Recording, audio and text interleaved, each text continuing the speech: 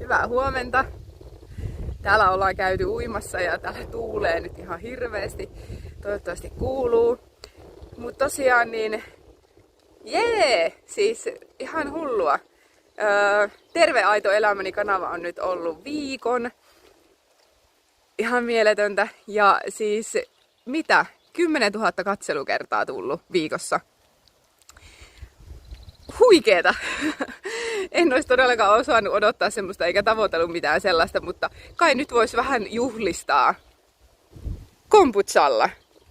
Koska rakastan mun suolistoa, niin vähän maitohappobakteerijuomaa. Tää on mun kaikki juhlatilanteisiin niin oikea juoma. Eläköön terveys, eläköön aitous, eläköön elämä. Kippis!